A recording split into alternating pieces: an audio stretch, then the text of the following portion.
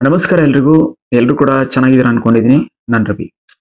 ಸ್ನೇಹಿತರೆ, 2012 ಡಿಸೆಂಬರ್ 16ರಂದು ದೆಹಲಿಯಲ್ಲಿ ನಡೆದಂತಹ ನಿರ್ಭಯ ಪ್ರಕರಣ ಆಗಿರ್ಬೋದು, 2012 ಅಕ್ಟೋಬರ್ 9 ಧರ್ಮಸ್ಥಳದ ಉಜಿರೆಯಲ್ಲಿ ನಡೆದಂತಹ ಸೌಜನ್ಯ ಪ್ರಕರಣ ಆಗಿರ್ಬೋದು, ಏಪ್ರಿಲ್ 18 2024ರಲ್ಲಿ ಅಂದ್ರೆ ಹುಬ್ಬಳ್ಳಿಯಲ್ಲಿ ನಡೆದಂತಹ ನೇಹಾ ಹಿರೇಮಠರವರ ಪ್ರಕರಣ ಆಗಿರ್ಬೋದು, ಆಗಸ್ಟ್ 9 2024ರಲ್ಲಿ ಕೋಲ್ಕತ್ತಾದ ಆರ್ಜಿಕರ್ ಕಾಲೇಜಿನಲ್ಲಿ ನಡೆದಂತಹ ವೈದ್ಯ ವಿದ್ಯಾರ್ಥಿನಿಯ ಮೇಲಿನ ಅತ್ಯಾಚಾರ, ಕೊಲೆ ಮತ್ತು ಪ್ರಕರಣ.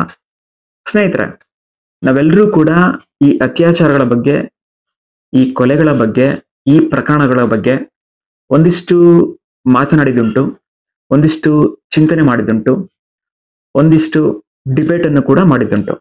ಹಾಗಿದ್ರೆ ಈ ಅತ್ಯಾಚಾರಿಗಳಿಗೆ, ಈ ಕೊಲೆಗಡುಕರಿಗೆ, ಈ ಪಾಪಿಗಳಿಗೆ, ಈ ಪಾಪಿ ಚಿರಾಯಿಗಳಿಗೆ, ಈ ರೇಪಿಸ್ಟ್ಗಳಿಗೆ, ಈ ಬ್ಲಿಡಿಸ್ಗಳಿಗೆ, ಈ ರಾಸ್ಕಲ್ಗಳಿಗೆ ನಮ್ಮ ಸಂವಿಧಾನದಲ್ಲಿ ಯಾವ ರೀತಿಯ ಶಿಕ್ಷೆ ಇದೆ, ಜೊತೆಗೆ ನಮ್ಮ ಸಂವಿಧಾನದಲ್ಲಿ ಯಾವ ಕೃತ್ಯಗಳಿಗೆ ಅತ್ಯಾಚಾರ ಅನ್ನುವಂತಹ ಪದದ ಬಳಕೆ ಇದೆ.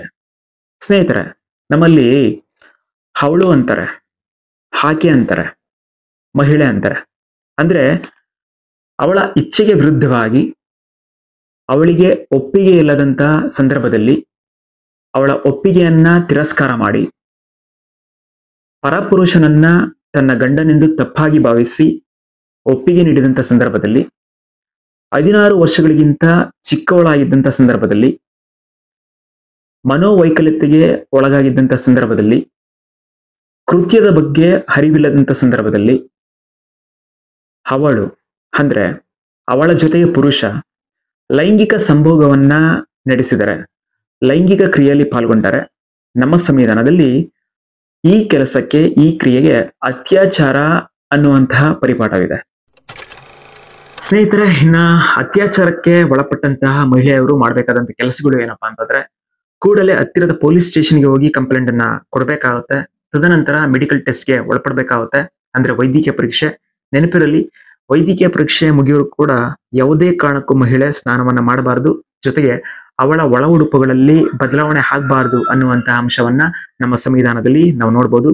ತದನಂತರ ಸ್ಥಳ ಪರೀಕ್ಷೆ, ಅಂದ್ರೆ ಅತ್ಯಾಚಾರಕ್ಕೆ ಬಳಸಿಕೊಂಡಂತಹ ಸ್ಥಳದಲ್ಲಿ ಯಾವುದೇ ರೀತಿಯ ಬದಲಾವಣೆಗಳು ಆಗ್ಬಾರ್ದು, ಅಂದ್ರೆ ಪೊಲೀಸ್ ವ್ಯವಸ್ಥೆ ಬಂದು ಇನ್ವೆಸ್ಟಿಗೇಟ್ ಮಾಡೋರು ಕೂಡ ಬದಲಾವಣೆ ಆಗ್ಬಾರ್ದು ಅನ್ನುವಂತಹ ಉಲ್ಲೇಖವನ್ನು ಕೂಡ ನಾವು ನೋಡ್ಬೋದು. ತದನಂತರ FIR ಕಾಪಿಯನ್ನ ಪಡೆಯತಕ್ಕದ್ದು, ಅಂದ್ರೆ ಅತ್ಯಾಚಾರಕ್ಕೆ ಒಳಗಾದಂತ ಹೆಣ್ಣು ಅಥವಾ ಆ ಕುಟುಂಬದವರು FIR ಕಾಪಿಯನ್ನ ಮಿಸ್ ಮಾಡದೆ ಪಡೆಯತಕ್ಕದ್ದು ಅನ್ನುವಂಥ ಉಲ್ಲೇಖವನ್ನ ನಮ್ಮ ಸಂವಿಧಾನದಲ್ಲಿ ನಾವು ನೋಡ್ಬೋದು.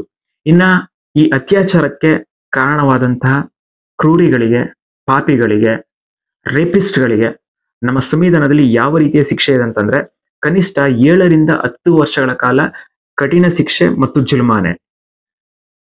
ಏನಾದ್ರೂ ಕ್ರೂರತ್ವ ಅತಿಯಾಗಿದ್ದರೆ ಆ ರೀತಿ ಕ್ರೂರಿಗಳಿಗೆ ಕನಿಷ್ಠ 10 ರಿಂದ 20 ವರ್ಷಗಳ ಕಾಲ ಗರಿಷ್ಠ ಶಿಕ್ಷೆ, ಜುಲ್ಮಾನೆ. ಇನ್ ಕೇಸ್ ಏನಾದ್ರೂ ಆ ಮಹಿಳೆ, ಅತ್ಯಾಚಾರಕ್ಕೆ ಒಳಗಾದಂತ ಹೆಣ್ಣು ಕೊಲೆ ಆಗಿದ್ದರೆ ಅಥವಾ ಸಾವನ್ನಪ್ಪಿದ್ದರೆ, ಆ ರೀತಿ ಕ್ರೂರ ಕಾರ್ಯಗಳನ್ನ ಮಾಡದಂತಹ ವ್ಯಕ್ತಿಗಳಿಗೆ ಕನಿಷ್ಠ 20 ವರ್ಷಗಳು, ಜೊತೆಗೆ ಮರಣದಂಡನೆಯನ್ನು ಕೂಡ ವಿಧಿಸಲಾಗುತ್ತದೆ. ಸ್ನೇಹಿತರೆ, ಇದಿಷ್ಟು ಇವತ್ತಿನ ನನ್ನ ಚಿಂತನೆಯಾಗಿತ್ತು. ನಿಮ್ಮೆಲ್ಲರಿಗೂ ಕೂಡ ಇಷ್ಟ ಆಗುತ್ತೆ ಅಂದ್ಕೊಂಡಿದ್ದೀನಿ. ಇಷ್ಟ ಆಗಿದ್ರೆ ಶೇರ್ ಮಾಡಿ. Thank you so much.